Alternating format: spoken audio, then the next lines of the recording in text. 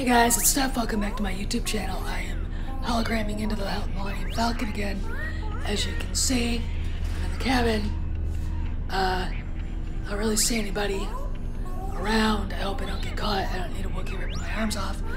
Today we're going to talk about context and what Luke was really doing on the island. And JJ's idea and what we got, and he's really to blame. Because basically, there are articles out there trying to blame everybody but the people who did it. Who created Luke, who created Jake Skywalker. So this is about context. And it's a big thing. It's something that a lot of SJWs and a lot of untalented hacks now in Hollywood have no clue about. So get ready, get set, because here we go. Hey guys, it's Stephanie. Welcome back to my YouTube channel. I want to thank everybody for subscribing. Feel free to leave a comment, hit the like button. If you haven't subscribed, subscribe. Hit the bell for more content. Share away, we share, and the more shares we get, the more truth comes out. So, and we only speak truth here, we do it out of love. Anyway, today, Mundane Matt and everybody who's kind of a YouTuber and hangs out in this little community knows who Mundane Matt is. He has a fairly large YouTube channel. He got himself in a lot of trouble with other YouTubers for flagging their videos for no reason at all. Mostly out of envy. Envy is a product of pride, and both are no good. Anyway, but he had come up with a very, he had a really good video today, and I kind of want to bring it up. Having a discussion with the Rebel Alliance crew, and after watching it, and there's an article that came out basically denying and basically saying that Rian Johnson had nothing to do with George Lucas, or with Luke Skywalker's thing that was going on in Return of the Jedi, what he was doing, where he was, and the reasons behind his isolation. That it came before that, and basically blaming George Lucas. Here's the thing. Mark Hamill was led to believe one thing, and it was the thing that I believe J.J. Abrams had talked to him about. George Lucas was heavily involved in this. It sort of goes along, I believe, with what Lucas wanted to do. And the context of Luke's isolation is not what we got.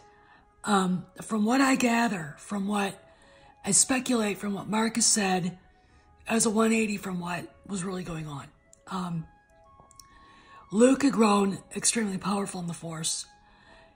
He was there to try to regroup. He was there trying to trying to figure out what the Force really was. It was going to be about the deeper meaning, I think, of everything. He wasn't suicidal at all. He wasn't the person. He wasn't Jake Skywalker. So anyway, literally the context of Skywalker's isolation is nothing of what they said, of what the story group and Johnson did, and what they wanted to do. So, is Johnson responsible? Is the story group responsible? Is Pablo Hidalgo, who's now trying desperately to distance himself from TLJ, responsible? Yeah, they are. Hidalgo was there from the minute Johnson started writing TLJ. He was on the set. I know there are photographs of him with Johnson on the set of TLJ. It's their fault this happened. I really don't think J.J. Abrams had anything to do with Luke tossing the lightsaber overs. shoulder. That's not, when you see the end of TFA, no matter how mediocre it is, and it is a mediocre movie, but I'm going to do a video about why. And the blame for that is on the speed of which they had to write the script, the talent that was not there to help write the script, and basically Kathleen Kennedy's need to get a movie done. And Disney's too. Turn a profit. Boom, boom, boom. Turn a profit. Anyway, J.J. Abrams did not intend, when Rey hands the Skywalker lightsaber, which in symbolism is supposed to be Excalibur, all right? We're going back to Lucas's deeper themes and meanings, to Luke, that Luke could toss it over his shoulder. That is not what J.J. intended. I know it in my heart. Again, this is why the story group and Kathleen Kennedy are not involved right now in episode 9. And there's also some news coming out. I'm not going to say what it is. We discussed it last night. Craig was in chat. It's going to be kind of like what? But be prepared towards the end of the month before Christmas to get a kind of a surprise. And no, it's not Kathleen Kennedy's ultimate retirement. It's something else. But anyway, I want to talk a little bit about, and it's about episode 9. I want to talk a little bit about the context, because the context of TFA was 180 degrees different than the context of TLJ. You have to either be dumb, stupid, retarded, and blind to believe that TFA had anything to do with TLJ, and vice versa. They're two completely different storylines. You know, I know a lot of people want and need to like TLJ, you know, and when you start looking at who they are, they're not really Star Wars fans because they don't understand it. Even if they've been fans so-called for years and they still like it, they don't understand Star Wars. Star Wars isn't just a movie. It's a saga. It's a fairy tale. It is something deeper, richer, about our culture, about being human. JJ understands it. Ryan Johnson, who's a nihilist, Pablo Hidalgo, who's an uber nihilist, does not. The story group does not. You know, this relevant, funky shit that they put in TLJ is not Star Wars. One of the biggest insults, and I'm a Catholic in good standing, was when, instead of saying, "May the Force be with you," Vice Admiral Gender Studies, in her, you know, evening gown and ridiculous, ugly purple hair and skinny rat body and her skinny rat face, says, "Godspeed, rebels." Godspeed, rebels. In a what? And it got away, and they got away with it. Rick Johnson got away with it. Also proves that Laura Dern knows nothing about Star Wars. Because she should have been, Ryan, I can't say that. Why? It's not Star Wars. We'll say it anyway. No, I'm not going to say that. I'm going to say, "May the Force be with you." That's what she should have said. Because we're talking about Star Wars. And, you know, and that's just one of the many millions of problems with TLJ. The, you know, the lovely, you know, kowtowing to the tumblerinas with Raylo and all the rest of that crap. You know, and it's just, I'll be back in a second. I gotta get the cookies out. And, you know, I'll get back to what I was talking about, the stealing of fanfic. That whole Ray Nobody was from a fanfic. You know, it's just, to me, in the end, TLJ was just a big F you to the fans and a big F you to George Lucas and J.J. Abrams, which is why I'm not mad at J.J. Abrams. I don't, you know, in this we almost can't hold grudges because despite what people think, there's a massive civil war going on at Lucasfilm. And people are trying to keep their jobs. There's a war for the soul. It looks, from what I know, we've won. But still, this massive we're sorry thing, it's just too late. It really, really is. And, you know, again, it's all about context. What's the context of Luke being on that island, on that planet by himself? It's completely different from what JJ wanted, from what we expected. Why was he there? Why was he wandering around the galaxy like Qui-Chain King looking for the first Jedi Temple, instead of trying to help his sister and his brother-in-law? Why did Han lose the Falcon? It matters. Why could Rey fly the Falcon? It matters. Why was Rey so good with a lightsaber? Now, JJ did put the fact that Kyle Ron did get wounded by Chewbacca. So that was there was some reality to why she could beat him. And also, because even Collider says now they're related. How are they related? We'll have to see. I don't know.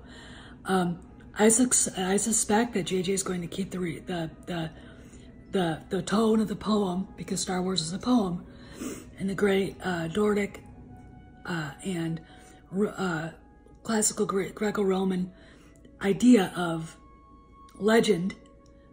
If you read the Aeneid, if you read the Iliad, they're not just stories. They're sagic. They're sagic poems. And that's what Star Wars is supposed to be. And everything mirrors. Everything's a the past is a red thread through everything too. And it was very interesting. And I said this before in my Pablo Hidalgo rant, that to them the past is meaningless. He was ranting about the fact that we didn't start the fire. That song by Billy Joel, which is a great song, by the way, was a baby boomer anthem. You know, when you disrespect the past the way these nihilists do, you get TLJ, and that's what we got. They don't know what it's supposed to mean. So they just threw shit up on the screen, told us to all fuck off, which was their intention. And now you got Hidalgo trying to distance himself. You got people saying, hey, yeah, but you were on the set of TLJ, and you were hit up for everything about what was going on. You know, it's like, if you don't want to be there, then don't. You know? No one's going to miss you, Pablo. You know, and now Disney's scrambling to try to fix what they broke, what was broke, what was allowed to be broken. Ultimately, the fault isn't just with Rian Johnson and what he was allowed to get away with. It's with Bob Iger for allowing Kathy Kennedy to be as out of control as she has been. You know, the wind chimes and the sage, and trying to relax the president of the company.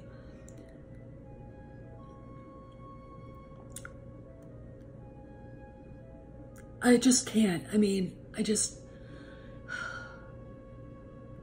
think Louis B. Mayer ever had anything like that in his office? Think, you know, Jack Warner did. You know, Daryl Zanuck. No! God almighty, John Ford. No, Alfred Hitchcock. No. What the hell is she, you know, it's ultimately her responsibility. They were lucky once with TFA because, again, Chewie were home. Harrison Ford, Peter Mayhew and his Chewbacca thing, that was it. People loved it. You know, and that's what people wanted to see, and all we got was, I mean, looking back, again, when you only have 6 months to write a script worthy of Star Wars, you're going to get TFA. And even that was better than TLJ. And Roundhead had years to make it a good script, and he intentionally did not. And he intentionally stole fanfic because he doesn't know anything about Star Wars. And neither does the story group.